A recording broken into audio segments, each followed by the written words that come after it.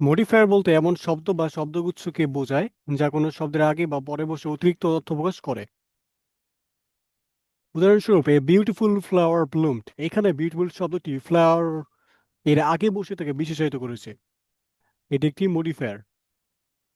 A beautiful flower ব্লুমড, এখানে যদি বলা হতো শুধু এ ফ্লাওয়ার ব্লুমড তাহলে অর্থ প্রকাশ পেত, কিন্তু বিউটিফুল শব্দ যোগ করে একটু বিশেষ শব্দ যোগ করে একে বিশেষিত করা হয়েছে, অর্থাৎ অতিরিক্ত ইনফরমেশন যোগ দেওয়া হয়েছে।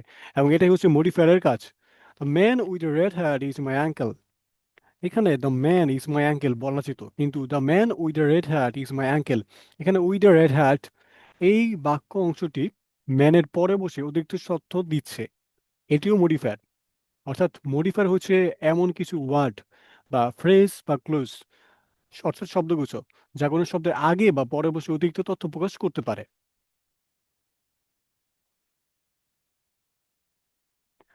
তো মডিফায়ারের প্রধান কাজ হচ্ছে অতিরিক্ত তথ্য প্রকাশ করা, নাউন সম্পর্কে বা প্রোনাউন সম্পর্কে। এবং এটি বিভিন্নভাবে করতে পারে, আগে বসতে পারে, পরে বসতে পারে।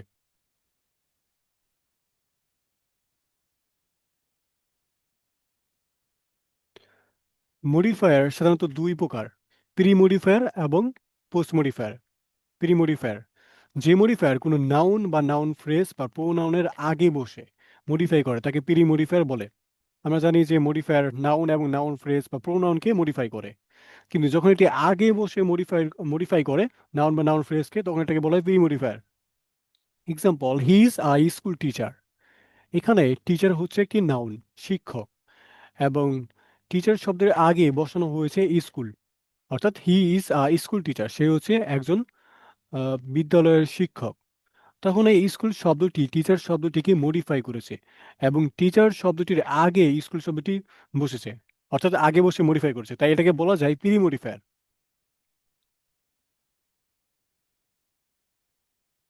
পোস্ট মডিফায়ার, পোস্ট মানে হচ্ছে পরে। সো যে মডিফায়ার কোনো নাউন বা নাউন ফ্রেজ বা প্রোনাউনের পরে বসে মডিফাই করে তাকে পোস্ট মডিফায়ার বলা যায়। Example, the cat on the table, the cat, এখানে ক্যাট হচ্ছে নাউন, এবং ক্যাট শব্দের পরে বসেছে অন দ্য টেবিল এই ফ্রেজটি। অন দ্য টেবিল মানে টেবিলের উপরে।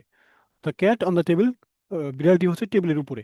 তার মানে এই ক্যাট শব্দটিকে অন দ্য টেবিল ফ্রেজটি মডিফাই করেছে, তাই এটা হচ্ছে পোস্ট মডিফায়ার, যেহেতু এটা নাউন, ক্যাট নাউনটির পরে বসেছে। ওকে, সো প্রি মডিফায়ার কি এবং পোস্ট মডিফায়ার কি সেটি বুঝতে পেরেছি। এবার আমাদের পরীক্ষায় সাধারণত আমাদেরকে বলবে যে মডিফায়ার বসাতে, অর্থাৎ নাউন দেওয়া থাকবে, নাউনের আগে স্কুল শব্দটির মতো এখানে আগে, এবং ক্যাট শব্দটির পরে, অর্থাৎ আহ, পরীক্ষায় মডিফায়ার আমরা একটি নাউনের আগে বা পরে বসাবো, এবং এই মডিফায়ার আমাদের কি তৈরি করতে হবে, কি ধরনের মডিফায়ার হবে সেটা বলা থাকবে, এবং আমরা এখানে মডিফায়ার বসাবো। অর্থাৎ এখানে মডিফায়ার জায়গাটি খালি থাকতে পারে, এবং এটি নাউনের আগে বসতে পারে এবং পরে বসতে পারে। So, এই জন্য আমাদেরকে জানতে হবে different types of pre modifier এবং different types of post modifier, অর্থাৎ কি কি ধরনের মডিফায়ার আছে এবং সেগুলো কিভাবে মডিফাই করে নাউন বা নাউন ফ্রেজকে বা প্রোনাউনকে, সেটি আমরা জানবো।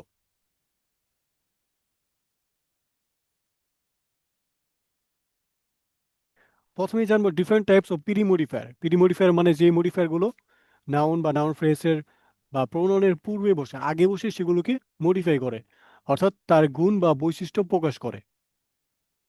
Example, we walk through a beautiful, আচ্ছা, এখানে এক নম্বরে আছে অ্যাডজেক্টিভ অ্যাজ প্রিমোডিফায়ার, অর্থাৎ বলছে যে অ্যাডজেক্টিভ ইউজ করো অ্যাজ প্রিমোডিফায়ার। যদি পরীক্ষায় থাকে অ্যাডজেক্টিভ অ্যাজ প্রিমোডিফায়ার, তার মানে সেখানে আমাদেরকে কি অ্যাডজেক্টিভ ইউজ করতে হবে এবং সেটি প্রিমোডিফায়ার হিসেবে, অর্থাৎ এমন একটি অ্যাডজেক্টিভ নিব সেটি যেই নাউনটির আগে গ্যাপ থাকবে, এখানে বিউটিফুল দেওয়া আছে এবং এখানে গ্যাপ থাকবে, যে নাউনটির আগে গ্যাপ থাকবে তার আগে কি অ্যাডজেক্টিভ বসাবো এবং সেটি মডিফাই করব। For example, we walk through a beautiful garden filled with roses, এখানে গার্ডেন শব্দটি হচ্ছে নাউন এবং এর আগে পরীক্ষায় গ্যাপ থাকতে পারে, এখানে আমরা বিউটিফুল বসিয়েছি অ্যাডজেক্টিভ হিসেবে, যেহেতু আমাদেরকে বলা থাকবে অ্যাডজেক্টিভ অ্যাজ প্রিমোডিফায়ার। যদি এটি বলা থাকে তাহলে আমরা যে কোনো অ্যাডজেক্টিভ যেটা ম্যাচ করে এই নাউনটির সাথে সেটি বসাতে পারি। এখানে বিউটিফুল বসিয়েছি, বিউটিফুল গার্ডেন, এখানে চাইলে বিগ গার্ডেন বিগ বসানো যেত, যেহেতু একটি একটি অ্যাডজেক্টিভ। বা নাইস গার্ডেন, নাইস বসানো যেত, যেহেতু এটি কি অ্যাডজেক্টিভ। তার মানে যদি বলে যে অ্যাডজেক্টিভ ইউজ করো অ্যাজ প্রি মডিফায়ার, তার মানে নাউনের আগে আমরা এমন একটি অ্যাডজেক্টিভ নিব যেটি নাউনটিকে বিশেষিত করে বা গুণ বা বৈশিষ্ট্য বলে। এবং প্রি মডিফায়ার বলে অবশ্যই আগে সেটি মনে রাখতে হবে। Noun, adjective. একটি নাউন, আমরা জানি যে সাধারণত একটি নাউনের আগে একটি অ্যাডজেক্টিভ বসে, কিন্তু একটি নাউন অন্য একটি নাউনের আগে বসে মডিফায়ার হিসেবে কাজ করতে পারে। অর্থাৎ অ্যাডজেক্টিভের জায়গায় নাউনের আগে নাউন বসতে পারে। The school teacher show the math clearly. এখানে টিচার হচ্ছে একটি নাউন, এবং টিচার শব্দের আগে যেহেতু এটি একটি নাউন, এর আগে একটি অ্যাডজেক্টিভ বসানোর কথা ছিল, কিন্তু এখানে আমরা স্কুল শব্দটি নিয়েছি যেটি হচ্ছে একটি নাউন। তার মানে এই নাউন শব্দটি টিচার শব্দটিকে বিশেষিত করেছে, অর্থাৎ একটি নাউন আরেকটি নাউনকে বিশেষিত করেছে। তাই এটি অবশ্যই একটি মডিফায়ার এবং এটি আগে বসেছে, তাই প্রি মডিফায়ার। আবার এটিকে নাউন অ্যাডজেক্টিভ বলা যায়। অর্থাৎ পরীক্ষায় যদি বলে যে নাউন অ্যাডজেক্টিভ ইউজ করো, তার মানে একটি নাউনের আগে আরেকটি নাউন ইউজ করে সেটাকে মডিফাই করতে হবে।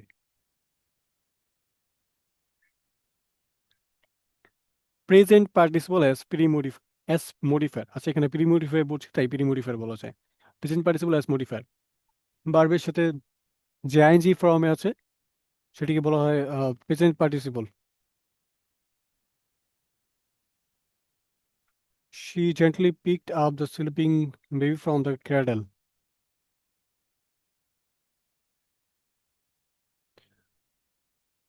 এবং ভার্বের সাথে আইএনজি ফর্ম নাউন এর আগে বসে তাকে মডিফাই করে। অর্থাৎ ভার্ব প্লাস আইএনজি কে আমরা প্রেজেন্ট পার্টিসিপল বলতে পারি। আমরা জানি প্রেজেন্ট পার্টিসিপল দুই প্রকার, প্রেজেন্ট পার্টিসিপল এবং পাস্ট পার্টিসিপল। যদি পরীক্ষায় বলে যে প্রেজেন্ট পার্টিসিপল, তার মানে ভার্ব প্লাস আইএনজি, অর্থাৎ ভার্বের বেস ফর্মের সাথে আইএনজি যোগ করলে সেটা হয় প্রেজেন্ট পার্টিসিপল। এবং পরীক্ষায় বলবে প্রেজেন্ট পার্টিসিপল ইউজ করো অ্যাজ প্রি মডিফায়ার। সেক্ষেত্রে আমরা নাউন বা প্রোনাউন আগে, স্পেশালি নাউনের আগে বা নাউন ফ্রেজটির আগে এমন একটি ভার্ব প্লাস আইএনজি নিব, অর্থাৎ প্রেজেন্ট পার্টিসিপল নিব, যেটি তার সাথে ম্যাচ করে, অর্থাৎ এই পরবর্তী নাউনটির সাথে ম্যাচ করে।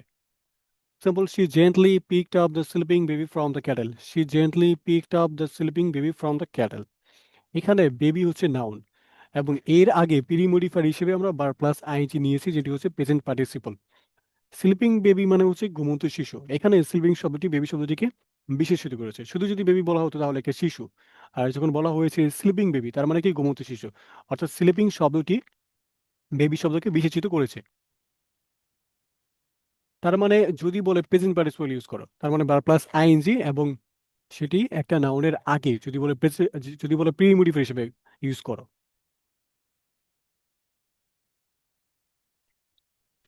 পাস্ট পার্টিসিপল মানে হচ্ছে ভার্বের 3 নম্বর রূপ, তাকে আমরা সংক্ষেপে বলতে পারি ভার্ব থ্রি।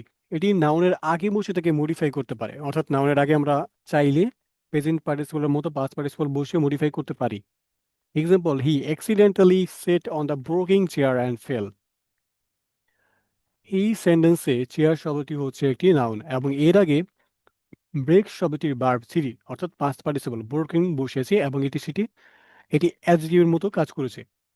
চেয়ার মানে শুধু চেয়ার, এবং যখন বলা হয়েছে ব্রোকেন চেয়ার, তার মানে ভাঙা চেয়ার। অর্থাৎ এই ব্রোকেন শব্দটি, যেটি হচ্ছে একটি ভার্ব থ্রি বা পাস্ট পার্টিসিপল, সেটি চেয়ার শব্দটিকে বিশেষিত করেছে। সো বুঝতে পারলাম, যদি বলে পরীক্ষায় পাস্ট পার্টিসিপল ইউজ করো অ্যাজ প্রি মডিফায়ার, সে সময় একটি ভার্ব থ্রি ইউজ করতে পারি নাউনের আগে, যদি সেই ভার্ব থ্রি বা পাস্ট পার্টিসিপলটি নাউনটিকে বিশেষিত করতে পারে, মানে নাউন সম্পর্কে ইনফরমেশন দিতে পারে। Compounds as modifier. আমরা ইংরেজিতে যে শব্দগুলো দেখি সেগুলো সাধারণত একটি মাত্র শব্দ থাকে, যেমন হু একই শব্দ, রাইস একই শব্দ, হিস্টোরিক্যাল একই শব্দ। কিন্তু কিছু কিছু শব্দ আছে যেগুলো দুই বা ততোধিক শব্দে মিলে একটি অর্থ দেয়, সেগুলোকে বলা হয় কম্পাউন্ডস। এগুলো সাধারণত হাইফেন দিয়ে যুক্ত থাকে এবং নাউনের আগে বসে তাকে মডিফাই করে। For example, she is well known author who writes historical novels. এখানে ওয়েল একটি শব্দ এবং নোন আরেকটি শব্দ, এবং দুটি শব্দ একসাথে বসে একটি অর্থ দিয়েছে, যার অর্থ হচ্ছে সুপরিচিত বা পরিচিত। এই ধরনের শব্দকে বলা হয় কম্পাউন্ড ওয়ার্ডস। এখানে অনেকগুলো কম্পাউন্ডস ওয়ার্ড দেওয়া আছে যেগুলো এইচএসসি পরীক্ষার জন্য খুবই ইম্পর্টেন্ট। এগুলো চাইলে তোমরা মনে রাখতে পারো। তার বাইরেও অসংখ্য কম্পাউন্ড সেন্টেন্স আছে, ওয়ার্ডস আছে যেগুলো পড়া উচিত। তবে এগুলো এইচএসসির জন্য এগুলো পড়লে এনাফ।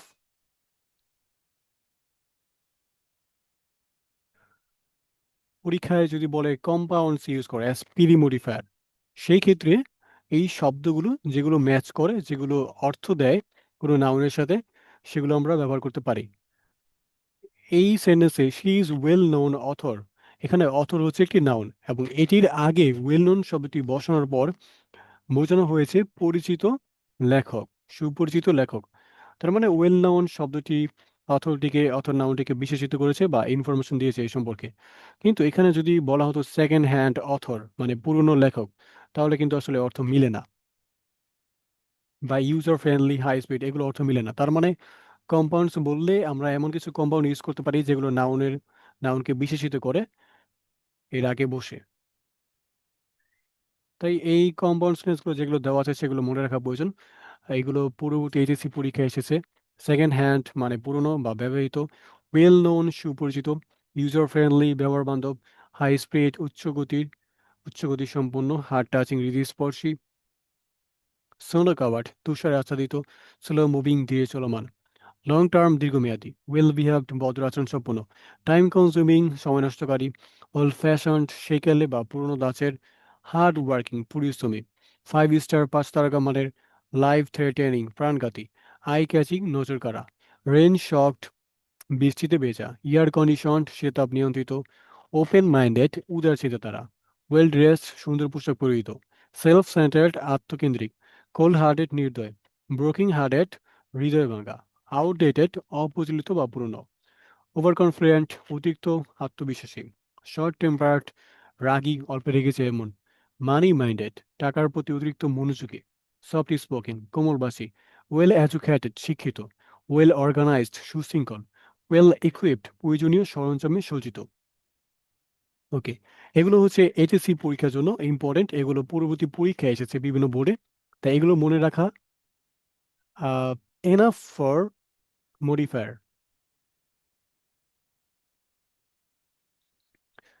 ওকে, রুল নম্বর 6, পসেসিভ অ্যাজ মডিফায়ার।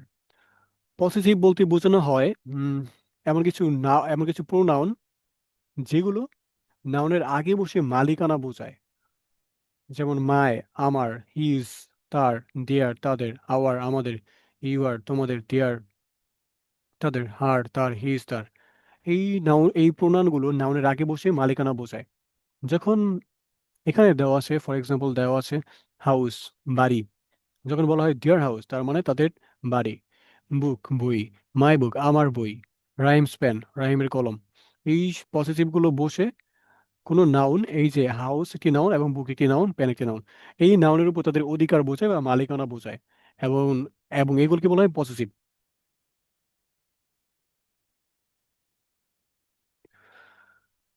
পরীক্ষায় যদি বলে ইউজ পসেসিভ অ্যাজ প্রিমোডিফায়ার, তার মানে নাউন শব্দের আগে আমরা এগুলো ইউজ করতে পারি সেই নাউনের মালিকানা বা অধিকার বোঝানোর জন্য। এখানে আমরা কোন পজিটিভ ইউজ করবো সেটা ডিপেন্ড করে কনটেক্সটের উপরে, অর্থাৎ প্রেক্ষাপটে কি বোঝানো হয়েছে, প্রশ্নে কি বোঝানো হয়েছে তার উপরে। সো তার উপর ডিপেন্ড করে আমরা যে কোনো পজিটিভ ইউজ করতে পারি। My, here, his, their, our, your, their, her, his, এগুলো হচ্ছে পজিটিভ প্রোনাউন, মনে রাখতে হবে। যদি কোনো নাম দেওয়া থাকে এবং সেই ক্ষেত্রে নামের পজিটিভ হবে, নামের শেষে একটি অ্যাপোস্ট্রফি এবং অ্যাস যোগ করে আমরা পজিটিভ করতে পারি। এটি মনে রাখতে হবে। শুধু অ্যাস যোগ দিলে হবে না, তার আগে একটি অ্যাপোস্ট্রফি, যে চিহ্নটি আছে এটি একটি অ্যাপোস্ট্রফি, এই চিহ্নটি আমরা যোগ দিতে পারি।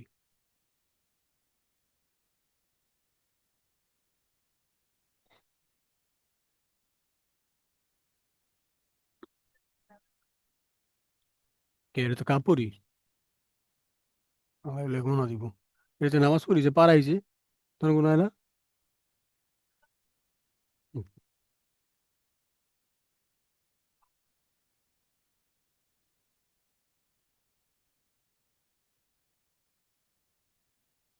আচ্ছা, এক্সাম্পল গুলো একটু দেখে নিই। ডিয়ার হাউস ইজ বিউটিফুল, তাদের বাড়ি হচ্ছে খুবই সুন্দর। My book is on the table, আমার বইটি হচ্ছে টেবিলের উপরে। রাহিম স্প্যান ইজ মিসিং, রাহিমের কলমটা নিখোঁজ। তো এই যে নীল শব্দগুলো হচ্ছে এগুলো হচ্ছে পসেসিভ প্রোনাউন। এবং পরীক্ষায় যদি বলে পসেসিভ মডিফায়ার ইউজ করো, তার মানে এই নাউন শব্দের আগে আমরা এমন পসেসিভ ইউজ করবো যেগুলো এর সাথে ম্যাচ করে। যেমন ডিয়ার হাউস, তাদের বাড়ি, এখানে মাই ইউজ করা যায়। তবে পরীক্ষার প্রশ্নে যেরকমটা থাকবে নাউন বা প্রোনাউন হিসেবে, সেটা অনুযায়ী আমরা এখানে পজিটিভ ইউজ করব। Rule 7, determiner as modifier.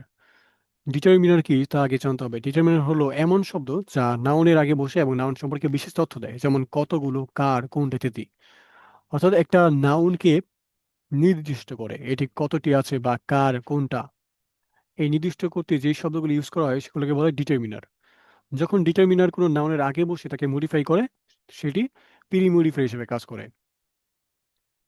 আচ্ছা, আমরা পরিচিত কিছু ইম্পর্টেন্ট ডিটারমিনার দেখতে পারি। আর্টিকেল আছে AND, এই আর্টিকেলগুলো দিস, দ্যাট, দিস, দোস, এই শব্দগুলো সবগুলো ডিটারমিনারের মধ্যে পড়ে। এন এর ব্যবহার আমরা জানি, যদি একটি মাত্র বোঝায় সেক্ষেত্রে আমরা এন ইউজ করি নির্দিষ্ট করতে। যেমন এ ক্যাট, একটি বিড়াল। অ্যান অ্যাপেল, একটি আপেল। একটি অর্থে আমরা এন ইউজ করি ডিটারমিনার হিসেবে। সো পরীক্ষা যদি বলে ডিটারমিনার ইউজ করো, সেখানে আমরা একটি অর্থে বা অ্যান নিতে পারি, যে কোনো একটি। এটি অনির্দিষ্ট, অর্থাৎ ইনডিফিনিট, মানে নির্দিষ্ট না। কোনটি সেটি নির্দিষ্ট না, সেক্ষেত্রে আমরা একটি অর্থে বা অ্যান ইউজ করতে পারি। তবে আর্টিকেলের নিয়ম অনুযায়ী যদি কনসোনেন্ট সাউন্ড দেয় নাউনটি, যেমন এখানে সি, ক্যাটের সি শব্দটি হচ্ছে কনসোনেন্ট, এই জন্য নিয়েছে। আর যদি নাউন শব্দটি প্রথম বর্ণ ভোয়েল সাউন্ড দেয় সেক্ষেত্রে অ্যান নেই।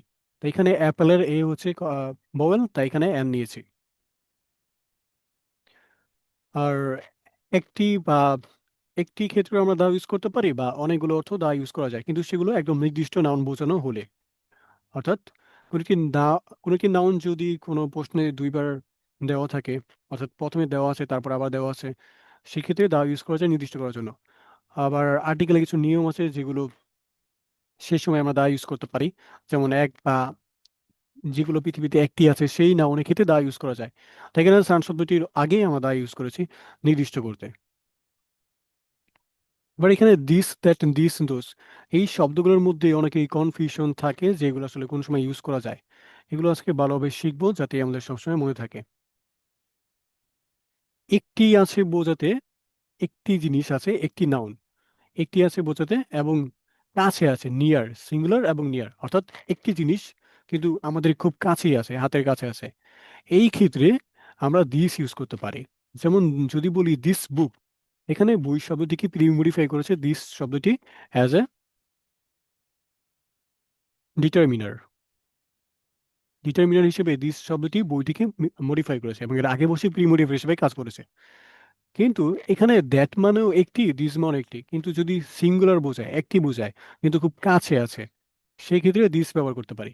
যখন আমি বলেছি দিস বুক, তার মানে এই বইটি একটি এবং এটি আমার হাতের কাছে আছে বা খুব কাছে আছে, সেজন্য এখানে দিস ইউজ করেছি। কিন্তু যদি বলা হয় দ্যাট হাউস, অর্থাৎ এখানে একটি বাড়ির কথাই বোঝানো হয়েছে সিঙ্গুলার, কিন্তু ফার মানে দূরে আছে, কাছে নেই।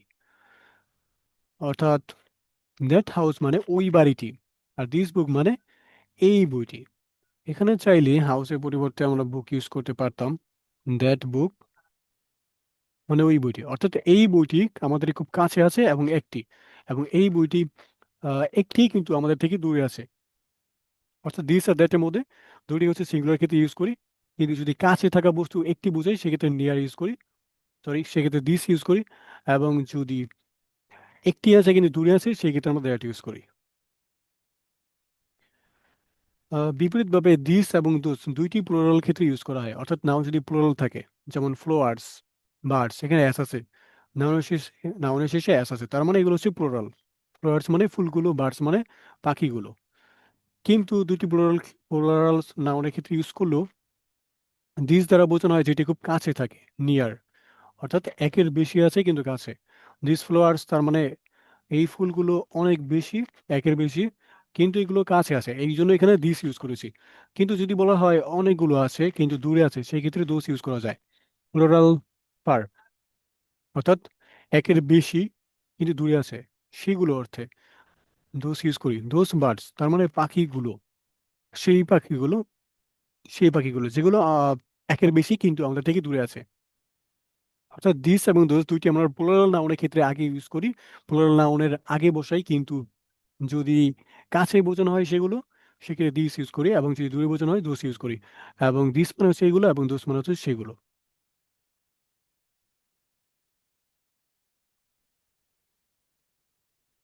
Relate quantifier modifier. কোয়ান্টিফায়ার হলো এমন শব্দ বা শব্দগুচ্ছ যা নাউনের আগে বসে তার সংখ্যা বা পরিমাপ বোঝায়। ডিটারমিনারের মতো কোয়ান্টিফায়ারও নাউনের আগে বসে সংখ্যা বা পরিমাণ বোঝাতে পারে। কোয়ান্টিফাই মানে হচ্ছে পরিমাপ করা, সো কোয়ান্টিফায়ার মানে হচ্ছে পরিমাপবাচক শব্দগুলো।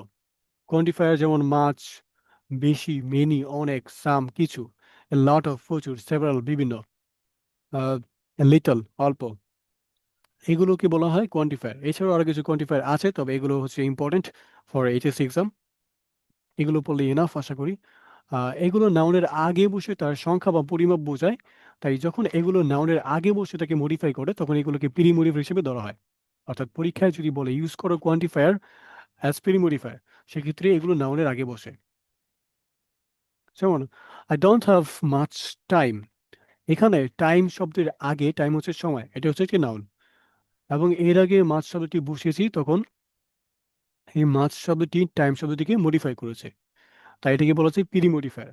ঠিক একইভাবে এই সবগুলো কোয়ান্টিফায়ার প্রি মডিফায়ার হিসেবে ব্যবহার করা যায়। এখন চলো জেনে নিই যে কোন মডিফায়ার, কোন কোয়ান্টিফায়ার কোন সময় কোন অর্থে ইউজ করা যায়। অনেক পরিমাণে আছে বোঝাতে মাছ ইউজ করা যায়, কিন্তু সেগুলো আনকাউন্টেবল নাউনের আগে। অর্থাৎ আমরা জেনে নিই যে মাছ যদি বেশি পরিমাণে থাকে সেক্ষেত্রে মাছ ইউজ করি নাউনের আগে, কিন্তু সেগুলো হচ্ছে আনকাউন্টেবল নাউনের আগে। আনকাউন্টেবল নাউন মানে কি? যেগুলো গণনা করা যায় না কিন্তু খুব বেশি আছে সেই ক্ষেত্রে মাছ ইউজ করি। আচ্ছা, আনকাউন্টেবল মানে হচ্ছে গণনাযোগ্য নয়, গণনা করা যায় না। I don't have much time, এখানে টাইম হচ্ছে নাউন, এবং সময় কিন্তু আমরা হিসেব করতে পারি না। আমরা হয়তো বলতে পারি 1 ঘন্টা, 2 ঘন্টা বা একদিন, 10 দিন, এভাবে বলা যায়, কিন্তু সময় ঠিক হিসাব করা যায় না, একসাথে হিসাব করা যায় না। মানে সময় শব্দটিকে নাউন হিসেবে আনকাউন্টেবল ধরা হয়। তাই এর আগে আমরা অনেক সময় বোঝাতে মাছ ইউজ করেছি,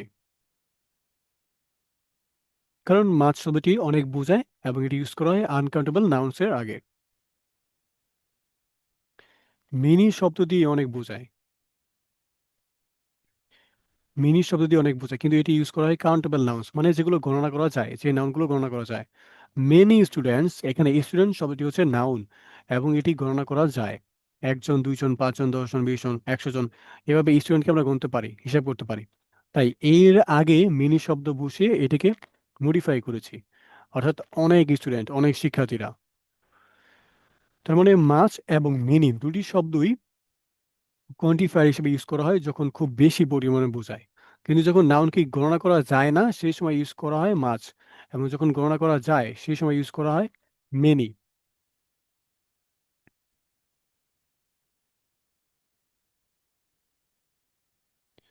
আর সাম শব্দটি, সাম কোয়ান্টিফায়ার, এই শব্দটি আমরা কিছু অর্থে ব্যবহার করতে পারি, কাউন্টেবল এবং আনকাউন্টেবল বোথ, মানে উভয়ের জন্য। অর্থাৎ যেগুলো, যে নাউনগুলো গণনা করা যায় এবং যেগুলো গণনা করা যায় না, সেই সব অর্থে দুটি ক্ষেত্রে আমরা সাম ইউজ করতে পারি। আই হ্যাভ সাম বুকস, আমার কিছু বই আছে। কিছু, অল্প কিছু অর্থে সাম ইউজ করা যায়। এখানে বুকস, বইগুলো, এস আছে সাথে, বইয়ের সাথে এস আছে, তার মানে বইগুলো, অর্থাৎ অবশ্যই একের বেশি, একের বেশি বই। তাই এই শব্দটিকে কি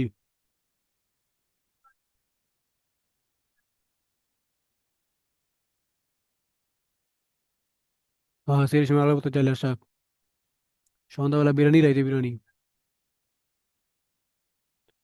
হ্যাঁ, ডিম দিলে ভালো হয়, হ্যাঁ ডিম লাগবো।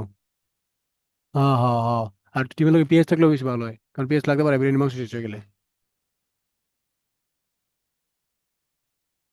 রান্দা, রান্দা।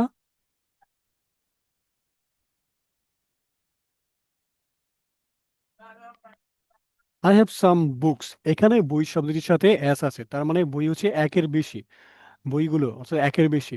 এখানে যদি বইয়ের সাথে এস না থাকে সেক্ষেত্রে আমরা একটি অর্থে এ বা এন বা দি ইউজ করতে পারতাম, কিন্তু যেহেতু একের বেশি বই সেক্ষেত্রে কিছু বই বোঝানোর অর্থে সাম নিয়েছি। চাইলে আমরা এখানে আহ মেনে নিতে পারতাম, যেহেতু বই গণনা করা যায়। সেভারাল, কয়েকটি অর্থে খুবই সামান্য, অর্থাৎ কিছুর চেয়ে কম, মানে কয়েকটি, এরকম অর্থে সেভারাল ইউজ করা যায়। তবে সেটি কাউন্টেবল নাউন্সের আগে, মানে গণনা করা যায় এমন নাউনের আগে। সেভারাল পিপল লিভড, কয়েকজন মানুষ চলে গিয়েছিল। এখানে পিপল এই নাউনটিকে বিশেষিত করেছে বা মডিফাই করেছে সেভারাল নাউনটি, সেভারাল কোয়ান্টিফায়ারটি।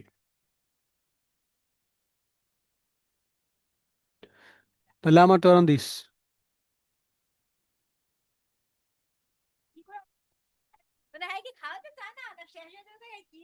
আমি ওটাই বুঝি না, ডিমরাতে সমস্যাটা কি? ডিস্টার্ব করছো, ডিস্টার্ব করছো। অর্থাৎ পিপল নাউনটিকে সেভারাল কোয়ান্টিফায়ার মডিফাই করেছে, এবং সেভারাল হচ্ছে প্রি মডিফায়ার, কারণ এটি পিপল নাউনটির আগে বসে এটাকে মডিফাই করেছে। So, পরীক্ষার সময় আবার মনে করিয়ে দিই, পরীক্ষার সময় যদি বলে কোয়ান্টিফায়ার ইউজ করে অ্যাজ প্রি মডিফায়ার, সেক্ষেত্রে আমরা এই শব্দগুলো থেকে যে কোনো একটা ইউজ করতে পারি যেটা ম্যাচ করে শব্দের সাথে এবং শব্দ সম্পর্কে ভালোভাবে তথ্য দিতে পারে সেই নাউনের আগে। ঠিক আছে, ওকে। এতক্ষণ দেখলাম বেশি অর্থে আমরা কোন কোয়ান্টিফায়ার ইউজ করতে পারি, তবে অল্প পরিমাণে বোঝে তো কোয়ান্টিফায়ার আছে এ লিটল, অর্থাৎ অল্প আছে, সেই ক্ষেত্রে লিটল ইউজ করতে পারি, আ লিটল, কিন্তু সেটা আনকাউন্টেবল নাউনের আগে, অর্থাৎ গণনা করা যায় না সেই নাউনের আগে। I have a little water, আমার অল্প কিছু পানি আছে। এখানে ওয়াটার শব্দটি হচ্ছে, এর অর্থ হচ্ছে পানি, এবং পানি গণনা করা যায় না, অর্থাৎ এটা আনকাউন্টেবল নাউন। তাই এর আগে অল্প বোঝাতে এই লিটল ইউজ করেছি। আচ্ছা, যদি গণনা করা যায় সেই ক্ষেত্রে ইউজ করতে পারতাম লেস।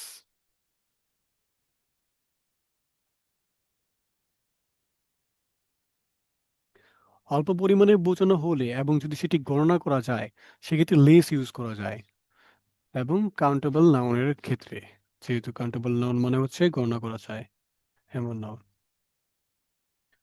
এখানে বলতে পারতাম আই হ্যাভ লেস পেন।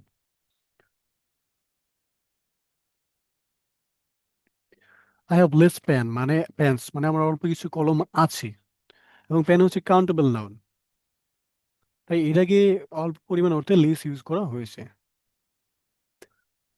প্রচুর পরিমাণে বোঝাতে অনেক আছে, সেক্ষেত্রে চাইলে আমরা এই লট অফ ইউজ করতে পারি কোয়ান্টিফায়ার হিসেবে। এ লট অফ মানে হচ্ছে অনেক, এবং এটি কাউন্টেবল নাউন এবং আনকাউন্টেবল নাউন দুটি ক্ষেত্রে ইউজ করা হয়। এ lot of money was spent,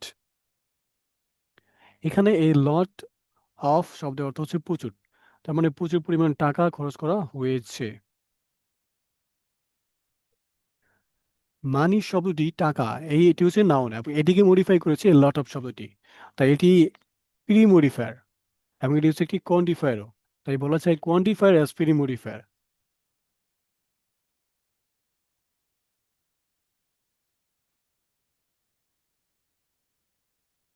okay, quantifier বললে একজন অর্থে আমরা চাইলে ওয়ান নিতে পারি, অর্থাৎ ওয়ান বা টু বা থ্রি নিতে পারি, সংখ্যা ইউজ করতে পারি কোয়ান্টিফায়ার বললে। আচ্ছা, সংখ্যার ব্যাপারটা আমরা পরে দেখবো। এখানে 9 নম্বর রুলে অর্ডিনাল এবং কার্ডিনাল মডিফায়ার হিসেবে। কার্ডিনাল বা অর্ডিনাল নাম্বার বলতে বোঝানো হয় কিছু সংখ্যা, যেগুলো সংখ্যাবাচক শব্দ, যেগুলো নাউনের আগে বসে মডিফায়ার হিসেবে কাজ করতে পারে। কার্ডিনাল নাম্বার মনে হচ্ছে যেভাবে গণনা করা যায় 1 2 3 4 5, আমরা যেই সংখ্যাগুলো শিখি, পড়ালেখার শুরুতে আমরা যে সংখ্যাগুলো শিখে থাকি সেগুলোকে বলা হয় কার্ডিনাল নাম্বার। গণনা করতে বা হিসাব করার জন্য যে সংখ্যাগুলো ব্যবহার করা হয়, ওয়ান থেকে অসংখ্য সংখ্যা হতে পারে, 1 2 3 4, বা 1000, 100, 500, মিলিয়ন, অর্থাৎ সিম্পলি সহজভাবে গণনা করতে আমরা যেই সংখ্যাগুলো ব্যবহার করি সেটিকে বলা হয় কার্ডিনাল নাম্বার। যদি বলে যে ইউজ করো cardinal number as pre modifier, সেক্ষেত্রে আমরা নাউনের আগে একটি সংখ্যা বসাই, 3, এখানে চাইলে 4 5 100 বসাতে পারতাম। তো 3 স্টুডেন্টস কেম, তিনজন স্টুডেন্ট এসেছিল, তিনজন শিক্ষার্থী এসেছিল। স্টুডেন্ট শব্দটিকে মডিফাই করেছে থ্রি শব্দটি, এটি একটি কার্ডিনাল নাম্বার এবং এটি প্রি মডিফায়ার হিসেবে কাজ করেছে, এটি স্টুডেন্ট শব্দটির প্রি মডিফায়ার। অর্ডিনাল নাম্বার, এবার যদি বলে যে অর্ডিনাল নাম্বার ইউজ করো, সেক্ষেত্রে first, second, third, fourth, fifth, অর্থাৎ ক্রমবাচক যে সংখ্যাগুলো আছে সেগুলো ইউজ করা যায়। সেভেন্থ, এইট, নাইনথ, 20th, অর্থাৎ ক্রম অনুসারে প্রথম, দ্বিতীয়, তৃতীয় এই শব্দগুলোর ইংরেজি সংখ্যাগুলোকে বলা হয় অর্ডিনাল নাম্বার। সিরিয়াল বা ধারাবাহিকভাবে যে সংখ্যাগুলো বলা হয় ফার্স্ট, সেকেন্ড, থার্ড, ফোর্থ, এই সংখ্যাগুলোকে আমরা অর্ডিনাল নাম্বার বলতে পারি। তো পরীক্ষার সময় কনফিউশন থাকতে পারে, কার্ডিনাল কাউন্ট, কার্ডিনাল বলতে আসলে কি বুঝছো, অর্ডিনাল বলতে কি বুঝছো, যেহেতু দুটি দিয়ে সংখ্যা বোঝায়। সেক্ষেত্রে আমরা চাইলে এই শর্টকাট উপায় মনে রাখতে পারি। কার্ডিনাল, কার্ডিনাল সি থেকে কাউন্ট, অর্থাৎ সি থেকে কার্ডিনাল এবং সি থেকে কাউন্ট, অর্থাৎ কতজন বা কতটি কাউন্ট করতে পারি। এই কাউন্ট করা থেকে যে সংখ্যাগুলো পাই বা সংখ্যাগুলো আসে কাউন্ট করার জন্য, সেগুলোকে চাইলে আমরা কার্ডিনাল হিসেবে ধরতে পারি। 1 2 3 4 এইভাবে। আর অর্ডিনাল থেকে, ও থেকে অর্ডার নিতে পারি। অর্ডার মানে হচ্ছে ধারাবাহিকতা, সিরিয়াল, কততম বা কোন অবস্থানে, এই শব্দগুলোকে বলা হয় অর্ডিনাল নাম্বার। এইভাবে আমরা মনে রাখতে পারি কার্ডিনাল ফর কাউন্ট এবং অর্ডিনাল ফর অর্ডার। তাহলে পরীক্ষার সময় মনে রাখতে ইজি হবে। আচ্ছা, অ্যাডভার্ব কি সেটা আমরা সবাই জানি। অ্যাডভার্ব, অ্যাডভার্ব হচ্ছে এমন কিছু শব্দ যেগুলো অ্যাডজেক্টিভ বা অ্যাডভার্ব বা অন্য কোনো নাউন ফ্রেজের আগে বসে তার তীব্রতা, ধরন, পরিমাণ বা সময় বোঝায়। এটি মূল শব্দের অর্থকে সূক্ষ্মভাবে পরিবর্তন করে। এবং অ্যাডভার্ব কোনো নাউন, নাউনের আগে বসতে পারে, অ্যাডজেক্টিভের আগে বসতে পারে, বা নাউন ফ্রেজ বা কোনো বাক্য অংশের আগে বসে এটিকে মডিফাই করতে পারে। এবং তখন এটি পেরি মডিফাই হিসেবে কাজ করে, যখন এটি যেটি আগে বসে মডিফাই করে। She is very smart. Smart শব্দটি হচ্ছে একটি অ্যাডজেক্টিভ এবং এর আগে ভেরি অ্যাডভার্ব বসে সেটি স্মার্ট শব্দ সম্পর্কে বিশেষিত করেছে বা শব্দ সম্পর্কে ধারণা বিস্তৃত করেছে। সে ইজ স্মার্ট বললে হতো সে হচ্ছে খুব স্মার্ট, আর সে ইজ ভেরি স্মার্ট মানে সে খুবই স্মার্ট। তার মানে এই অ্যাডজেক্টিভ সম্পর্কে এর তীব্রতা বা ধরন বোঝানো হয়েছে ভেরি শব্দ যোগ করে। তাই ভেরিটি হচ্ছে একটি প্রিমোডিফায়ার। He runs, he ran so quickly. Quickly নিজে একটি অ্যাডভার্ব এবং এইখানে অ্যাডভার্ব কুইকলি শব্দটিকে সো আরেকটি অ্যাডভার্ব বসিয়ে এটাকে মডিফাই করা হয়েছে। অর্থাৎ যদি অ্যাডভার্বের আগে আরেকটি অ্যাডভার্ব বসায়, সেই অ্যাডভার্বটি পরবর্তী অ্যাডভার্বটিকে মডিফাই করে, এবং তাই এটি প্রিমোডিফায়ার, কারণ এটি অ্যাডভার্বের আগে বসে মডিফাই করেছে। আবার এটি একটি অ্যাডভার্ব। সো পরীক্ষা যদি বলে ইউজ অ্যাডভার্ব অ্যাজ প্রিমোডিফায়ার, তার মানে সেখানে যেই অ্যাডিটিভ বা নাউন বা অ্যাডিটিভ থাকে তার আগে আমরা আরেকটি অ্যাডভার্ব বসিয়ে তাকে মডিফাই করি। ডাউন ট্রেন লিভ নাও, একইভাবে এখানে ট্রেন হচ্ছে একটি নাউন এবং এর আগে আমরা ডাউন অ্যাডভার্ব বসিয়ে এটাকে মডিফাই করেছি, তাই একটি প্রিমোডিফায়ার। The above passage is difficult, উপরের প্যাসেজটি হচ্ছে কঠিন। এখানে অ্যাবভ হচ্ছে আরেকটি অ্যাডভার্ব এবং এটি প্যাসেজ শব্দটিকে মডিফাই করেছে, তাই এটি হচ্ছে প্রিমোডিফায়ার।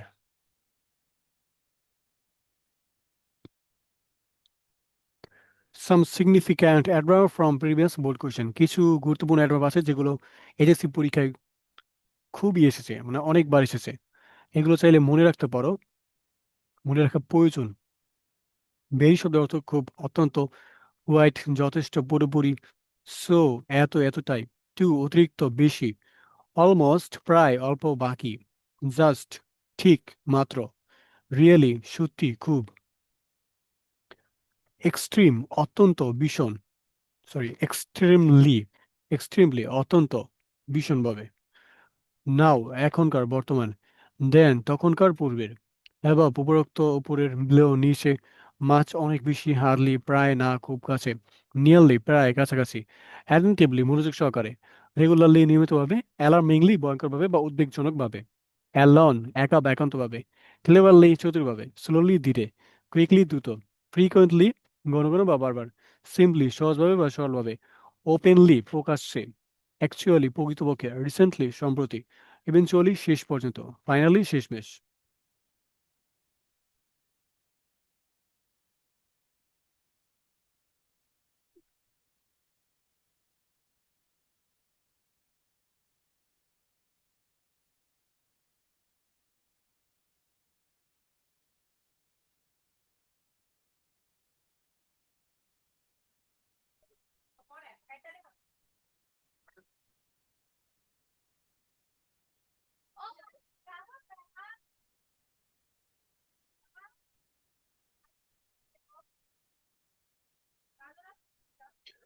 এই পর্যন্ত আমরা যতগুলো মডিফায়ার শিখলাম সেগুলো হচ্ছে প্রি মডিফায়ার, অর্থাৎ এই মডিফায়ার গুলো আমরা নাউনের বা অ্যাডজেক্টিভ বা অ্যাডভার্বের পূর্বে বসে তাকে মডিফাই করি।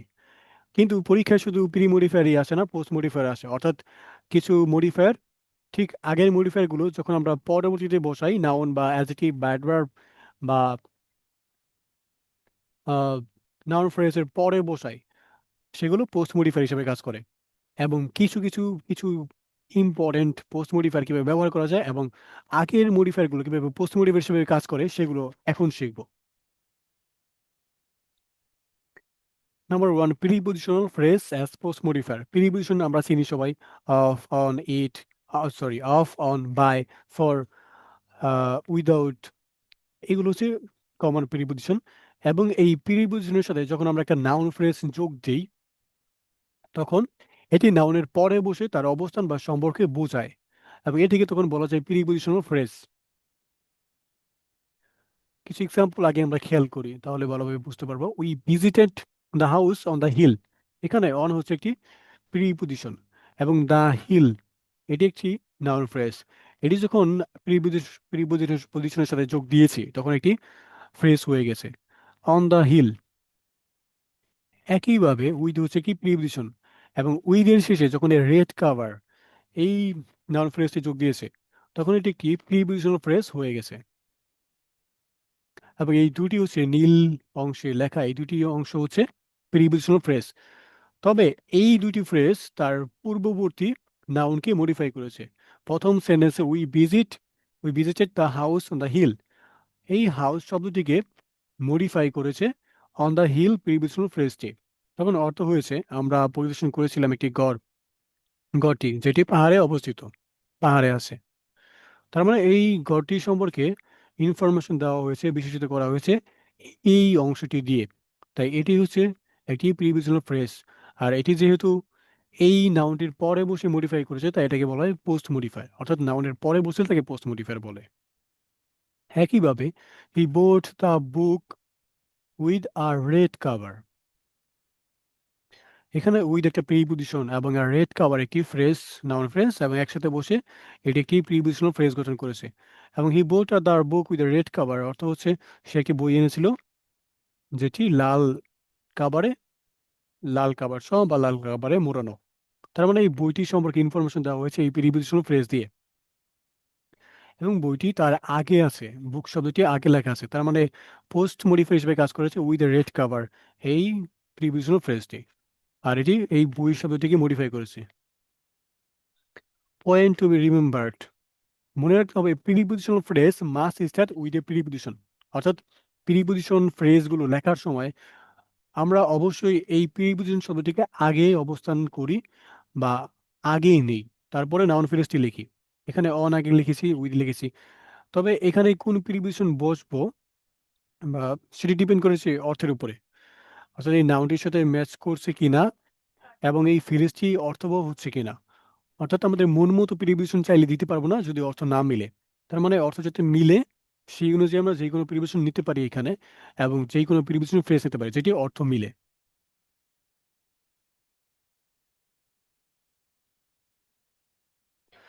Relative close as post modifier, who, which, that, এগুলো হচ্ছে রিলেটিভ প্রোনাউন এবং এগুলো দিয়ে শুরু হওয়া ক্লোজকে রিলেটিভ ক্লোজ বলা যায়। এবং এই ক্লোজ নাউনের পরে বসে তার পরিচয় বা কাজ বোঝায়, তখন এটি পোস্ট মডিফায়ার হিসেবে কাজ করতে পারে। The girl who one the prize is my cousin, এখানে হু হচ্ছে কি রিলেটিভ প্রোনাউন এবং এরপরে আরেকটি ফ্রেজ যোগ করে অথবা আরেকটি ক্লোজ যোগ করে, এখানে যেহেতু বলা হয়েছে রিলেটিভ ক্লোজ তাই ক্লোজ অর্থাৎ যেখানে ভার্ব থাকে। আচ্ছা, যারা জানো না যে ক্লোজ কি বা ফ্রেজ কি তাদেরকে সংক্ষেপে বলে দিই যে ক্লোজ বা ফ্রেজ কি। এবং চেঞ্জিং সেন্টেন্স বা ট্রান্সফরমেশন অফ সেন্টেন্স করার সময় ফ্রেজ এবং ক্লোজ আমরা ডিটেলস জানবো। এখানে সংক্ষেপে বলি ফ্রেজ কি। ফ্রেজ হচ্ছে কয়েকটি শব্দগুচ্ছ মিলে একটি অর্থ দেয় এরকম কিছু বাক্যের অংশ।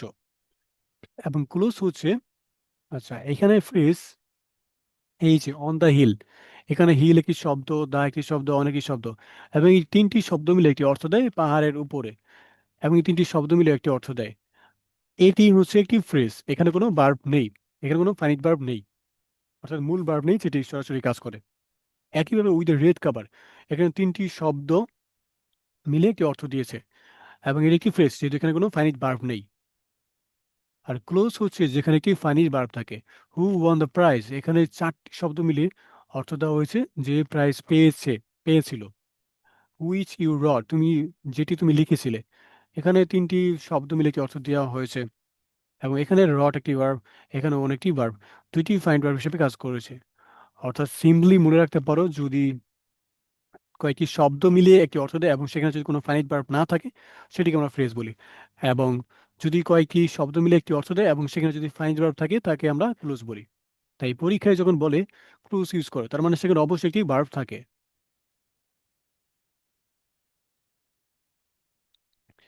আর যদি বলে রিলেটিভ ক্লোজ, তার মানে সেখানে প্রথমেই হু, হুইচ বা দ্যাট, এই প্রোনাউনগুলো থাকে, রিলেটিভ প্রোনাউনগুলো থাকে, তারপর একটি ভার্ব থাকে, এবং চাইলে আমরা আরো এক্সট্রা শব্দ নিতে পারি। তো এখানে যখন বলা হয়েছে রিলেটিভ ক্লোজ ইউজ করো, তার মানে হু, হুইচ, দ্যাট বা হু দিয়ে শুরু হয়েছে, অ্যান্ড তারপর একটি ভার্ব, অর্থব করার জন্য একটি ভার্ব, এবং বাকি অংশ লিখতে পারে। The girl who won the prize is my cousin, যে মেয়েটি পুরস্কার জিতেছিল সে হচ্ছে আমার কাজিন। তার মানে এই গার্ল শব্দটিকে হু ওন দ্য প্রাইজ, এই ক্লুজটি মডিফাই করেছে, এবং এটি নাউন, এই গার্ল, দা গার্ল নাউনটি পরে বসে মডিফাই করেছে, তাই এটি হচ্ছে পোস্ট মডিফায়ার। একইভাবে হুইচ ইউ রড, পোয়েমটিকে মডিফাই করেছে পরে বসে, তাই এটি হচ্ছে পোস্ট মডিফায়ার। এবং এখানে যেহেতু বলা হয়েছে রিলেটিভ ক্লোজ, তাই আমরা হু দিয়ে শুরু করেছি এবং তারপরে ভার্ব আছে, তাই এটি হচ্ছে একটি রিলেটিভ ক্লোজ। এবার আচ্ছা, কোয়েশ্চেন থাকে যে কোন সময় রিলেটিভ প্রোনাউন হিসেবে হু ইউজ করবো, কোন সময় হুইচ ইউজ করবো, এবং কোন সময় দ্যাট। যদি মানুষ বোঝানো হয়, পিপল বোঝানো হয়, এক বা একাধিক মানুষ বোঝানো হয়, সেক্ষেত্রে আমরা হু ইউজ করতে পারি। এবং যখন থিংস, জিনিস বোঝানো হয়, বা এনিমালস, বস্তু, প্রাণী বোঝানো হয়, নিম্ন শ্রেণীর প্রাণী বোঝানো হয়, সেক্ষেত্রে হুইচ ইউজ করা যায়। আর দ্যাট, পিপল এবং থিংস দুটো বোঝাতে ইউজ করা যায়, তবে দ্যাট সাধারণত আমরা থিংস এর ক্ষেত্রে বেশিরভাগ সময় ইউজ করি। এবার এখানে, আচ্ছা, এখানে রিলেটিভ প্রোনাউন হিসেবে কোনটি ইউজ করা যায় সেটি জেনেছি, এবং ভার্ব হিসেবে কি ইউজ করা যায় সেটি ডিপেন্ড করে অর্থ আসলে কি বোঝাতে চাইছি, বা কনটেক্সটে, প্রেক্ষাপটে কি বোঝানো হচ্ছে তার উপরে। এখানে লেখা হয়েছে যে যে পুরস্কার পেয়েছিল, আর এখানে লেখা হয়েছে যে কবিতাটি তুমি লিখেছো, পোয়েম সম্পর্কে বলা হয়েছে, তাই লেখার সাথে জড়িত ভার্ব নিয়েছি। তো এটা ডিপেন্ড করে কনটেক্সটের উপরে। এগুলো প্র্যাকটিস করতে গেলে আমরা যথেষ্ট পরিমাণ সমাধান করলে তাহলে পুরোপুরি বুঝতে পারবো। Present participle as post modifier.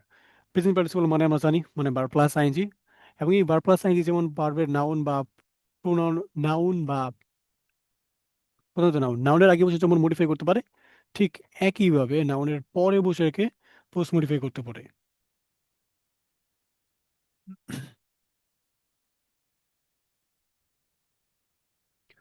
For example, the man walking down the street is my uncle, সেই মানুষটি রাস্তার ধার দিয়ে হাঁটছে সে হচ্ছে আমার আঙ্কেল। এখানে দ্য ম্যান নাউনটি আগে এবং ওয়াকিং বার প্লাস আইএনজি পরে বসেছে, তাই এটি পোস্ট মডিফায়ার, এবং এটি বার প্লাস আইএনজি, তাই এটিকে বলা যায় present participle as post modifier. এটি দ্য ম্যানকে মডিফাই করেছে। একইভাবে the I saw a bird flying in the sky, আমি দেখেছি একটি পাখি আকাশে উড়ছে। এই বার্ড শব্দটিকে মডিফাই করেছে এই অংশটি, ফ্লাইং ইন দ্য স্কাই, এবং ফ্লাই একটা বার্ব এবং এর সাথে আইএনজি যোগ দিয়েছি, তাই এটি হচ্ছে বার প্লাস আইএনজি, অর্থাৎ প্রেজেন্ট পার্টিসিপল। তো পরীক্ষায় যদি বলে use present participle as post modifier, তার মানে নাউনের পরে আমরা একটি প্রেজেন্ট পার্টিসিপল ইউজ করি। এবার প্রেজেন্ট পার্টিসিপলের পরে আমরা চাইলে এক্সট্রা অর্থবোধ কিছু শব্দ নিতে পারি প্রয়োজন মতো, যদি প্রয়োজন মনে হয়।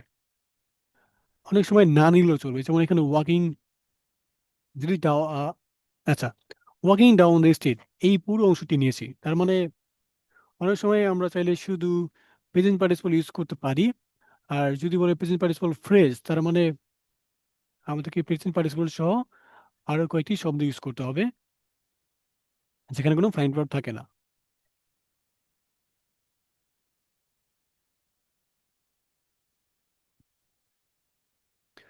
Rule 4, past participle as post modified. Verb three কি পাস্ট পার্টিসিপল বলে, আগেই জেনেছি। আমি এটি নাউনের আগে যেমন বসতে পারে, ঠিক পরে বসে এটাকে মডিফাই করতে পারে।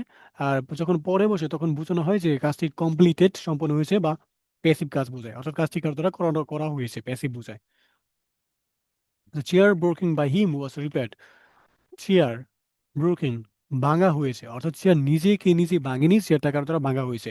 এবং বাই হিম, তার দ্বারা, অর্থাৎ যে ভেঙেছে সে পরে আছে, তার মানে এখানে প্যাসিভ বোঝানো হয়েছে। ব্রেক শব্দটি প্যাসিভ বোঝানো হয়েছে এবং ইউজ করতে বলেছে ভার্ব থ্রি, তাই আমরা এখানে ব্রোকিং নিয়েছি। তবে the letter written yesterday arrive today. চিঠিটি লেখা হয়েছে গতকাল, আজকে পৌঁছিয়েছে।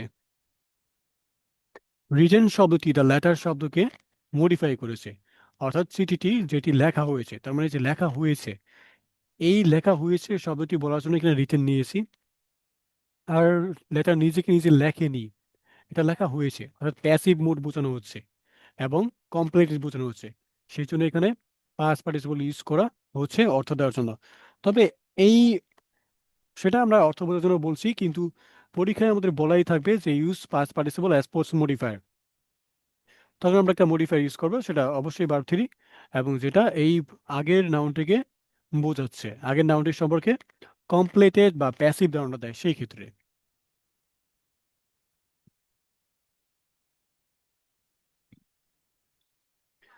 Infinitive phrase as post modifier, rule 5। Infinitive বলতে বোঝানো হয় টু প্লাস ভার্বের বেস ফর্ম। আবারও বলছি, টু প্লাস ভার্বের বেস ফর্মকে আমরা ইনফিনিটিভ বলি। এবং যদি বলে ইনফিনিটিভ ফ্রেজ ইউজ করো, তার মানে টু প্লাস ভার্বের বেস ফর্ম সহ আরও কিছু শব্দ অংশ যোগ দিতে পারি এর সাথে, এবং একটি ফ্রেজ বানাতে পারি আর কিছু শব্দ অংশ যোগ দিয়ে। এবং এটি পোস্ট মডিফায়ারের কাজ করে নাউনের পরে বসে। সাধারণত ইনফিনিটিভ বোঝানো হয়, ইনফিনিটিভ বসানো হয় উদ্দেশ্য বা কাজ বোঝাতে। He has a plan to build a school.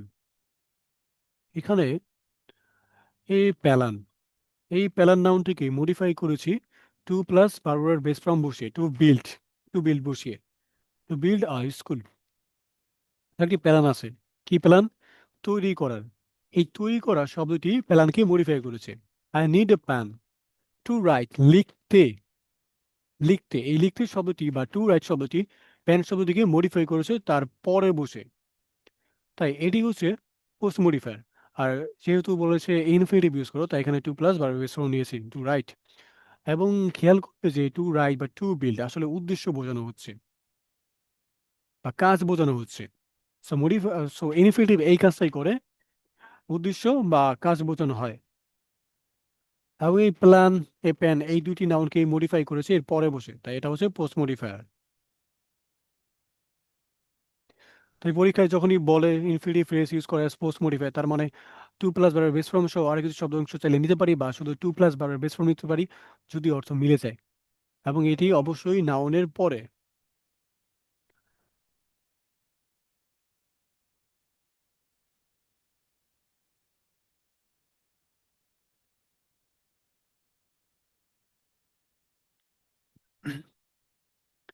Appositive phrase as post modifier. Appositive হলো এমন একটি নাউন বা নাউন ফ্রেজ যা অন্য একটি নাউন বা প্রোনাউনের পরে বসে তাকে ব্যাখ্যা বা পরিচয় দেয়।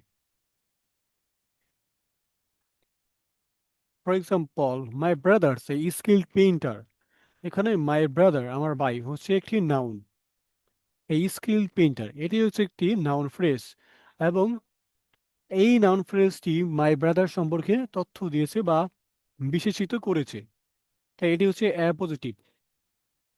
আমার ভাই একটা স্কিল্ড পেইন্টার, একজন দক্ষ আহ, শিল্পী, পেইন্টার। সো এটা, এই অংশটা মাই ব্রাদার নাউনটিকে মডিফাই করেছে এর পরে বসে, তাই এটাকে বলা হচ্ছে অ্যাপোজিটিভ অ্যাজ পোস্ট মডিফায়ার। একইভাবে মিস্টার রহমান একজনের নাম, একজন ব্যক্তির নাম, এটি হচ্ছে একটি নাউন।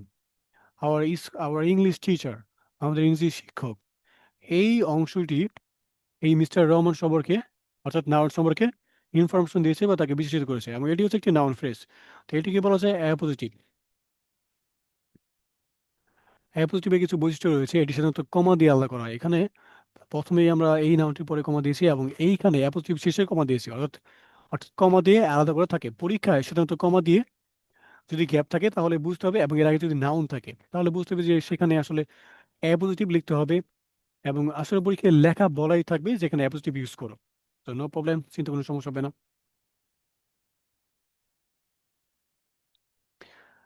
আবার এটি নাউনের পরে বসে থাকে বিশেষভাবে ব্যাখ্যা করে।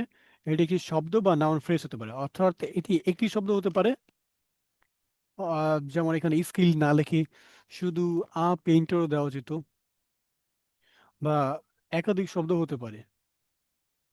ওকে, তার মানে যদি পরীক্ষায় বলেছে অ্যাপোজিটিভ ফ্রেজ ইউজ করো, তার মানে এমন কিছু শব্দ বা শব্দাংশ ইউজ করব যেগুলো নাউনের পরে বসে নাউনকে মডিফাই করে, এবং সেগুলো অবশ্যই নাউন বা নাউন ফ্রেজ হতে হবে।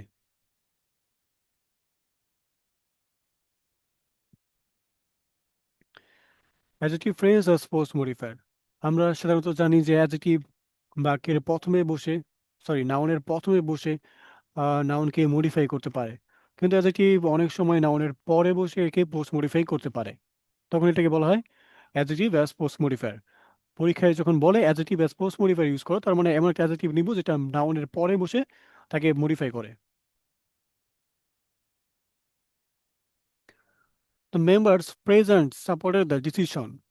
এখানে দ্য মেম্বার হচ্ছে সদস্যরা, একটি নাউন, এবং এই নাউনটির পরে প্রেজেন্ট উপস্থিত একটি অবস্থা বোঝানো হচ্ছে। তার মানে এটি হচ্ছে একটি অ্যাডজেক্টিভ। এই নাউনটির পরে প্রেজেন্ট অ্যাডজেক্টিভ বসিয়ে এই প্রথম নাউনটিকে আমরা মডিফাই করেছি, তো এটাকে বলা যায় পোস্ট মডিফায়ার। অর্থাৎ প্রেজেন্ট শব্দটি এখানে পোস্ট মডিফাই হিসেবে কাজ করছে দ্য মেম্বার শব্দের।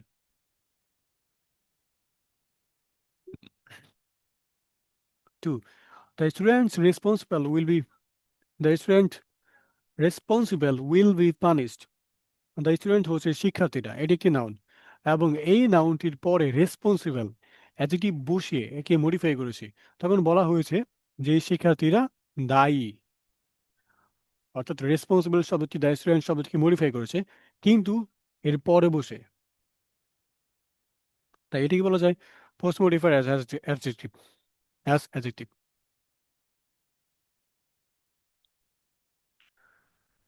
ওকে, প্রি মডিফায়ার সময় আমরা দেখেছি যে অ্যাডভার্ব প্রি মডিফায়ার হিসেবে কাজ করে, তখন নাউন বা অ্যাডজেক্টিভ বা নাউন ফ্রেজের আগে বসে তাকে মডিফাই করে। কিন্তু সরি, অ্যাডভার্ব নাউন বা নাউন ফ্রেজ বা অ্যাডজেক্টিভের আগে বসে তাকে মডিফাই করে। ঠিক একইভাবে অ্যাডভার্ব নাউন বা নাউন ফ্রেজ বা অ্যাডজেক্টিভের পরে বসে তাকে মডিফাই করতে পারে, বা বার্বের পরে বসে তাকে মডিফাই করতে পারে। সাধারণত পোস্ট মডিফায়ার গুলো বার্বের পরে বসে। সাধারণত অ্যাডভার্ব যখন পোস্ট মডিফায়ার হিসেবে কাজ করে তখন এটি বারবার বাক্যের শেষে বসে, বার্বের শেষে বসতে পারে অথবা বাক্যের শেষে বসতে পারে, এবং কাজের ধরন, সময়, স্থান বা মাত্রা বোঝায়, তখন তাকে পোস্ট মডিফায়ার হিসেবে কাজ করতে পারে এবং পোস্ট মডিফায়ার হিসেবে পোস্ট মডিফায়ার বলা যায়। এক্সাম্পল, সে ফিনিশড হার ওয়ার্ক কুইকলি। সে তার কাজ দ্রুতভাবে শেষ করে, দ্রুত শেষ করে। এই কুইকলি শব্দটি ওয়ার্ক কাজ করা, সরি ফিনিশড, এইখানে ভার্বটি হচ্ছে ফিনিশড। ফিনিশ শব্দটিকে মডিফাই করে কুইকলি শব্দটি, অর্থাৎ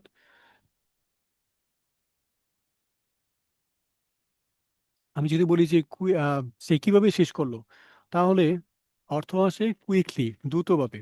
তার মানে এই কুইকলি শব্দটি ফিনিশ শব্দটিকে মডিফাই করেছে, কিন্তু ফিনিশ শব্দের পরে বসে, তাই এটা হচ্ছে একটি অ্যাডভার্ব অ্যাজ পোস্ট মডিফায়ার।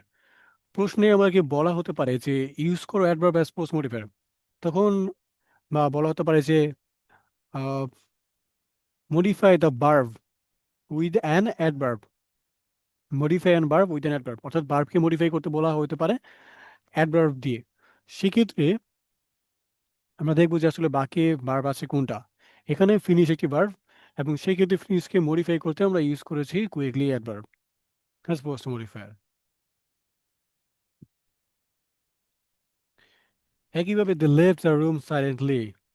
এখানে লেফট মানে হচ্ছে ত্যাগ করেছে, তারা ত্যাগ করেছিল ঘরটি সাইলেন্টলি, নিশ্চুপভাবে। তার মানে এখানে যদি প্রশ্ন করা হয় কিভাবে তারা ত্যাগ করেছিল ঘরটি, তাহলে অ্যান্সার পাওয়া যায় সাইলেন্টলি। তার মানে সাইলেন্ট শব্দটি এই লেফট শব্দটিকে মডিফাই করেছে। তারা কিভাবে গিয়েছিল, তারা কিভাবে ত্যাগ করেছিল, সেটিকে বিশদভাবে বলার জন্য সাইলেন্টলি নেওয়া হয়েছে। একইভাবে তারা কিভাবে শেষ করেছিল এটিকে বিশদভাবে বলার জন্য, অতিরিক্ত তথ্য দিয়ে বলার জন্য কুইকলি শব্দটি ব্যবহার করা হয়েছে। অর্থাৎ এই দুটি সেন্টেন্সে আমরা ভার্বকে পোস্ট মডিফাই করার জন্য কুইকলি বা সাইলেন্টলি অ্যাডভার্ব ইউজ করেছি। তো পরীক্ষার সময় আমাদেরকে মনে রাখতে হবে যে আসলে প্রশ্নে আমাদেরকে কোন শব্দটি মডিফাই করতে বলা হচ্ছে সেটা। বেশিরভাগ সময় যদি বলে যে ভার্বকে মডিফাই করো, সেক্ষেত্রে অবশ্যই আমরা অ্যাডভার্ব ইউজ করি পোস্ট মডিফায়ার হিসেবে। তাই আমাদেরকে মনে রাখতে হবে যে ভার্বের সাথে যাতে মিলে, ভার্বের সাথে সামঞ্জস্যপূর্ণ অর্থ দেয় সেই রকম অ্যাডভার্ব অ্যান্সার ইউজ করব। ওকে, এগুলো ছিল আজকের মডিফায়ার সমস্ত রুলস ইন ডিটেলস। একদম বিস্তারিতভাবে পড়ানোর চেষ্টা করেছি, এবং পরবর্তী ক্লাসে আমরা এই মডিফায়ারগুলো প্র্যাকটিক্যালি সমাধান করব with board question, by solving board কোয়েশ্চেনগুলো সমাধান করি। এবং আমি বিশ্বাস করি যে without practice you can be expert in grammar. So practice অবশ্যই করতে হবে। এগুলো ছিল থিওরিটিক্যাল পড়ালেখা, প্র্যাকটিস করলে আমরা আরো পুরোপুরি ক্লিয়ার হতে পারবো। সো আজকে এই পর্যন্তই। Thank you for watching.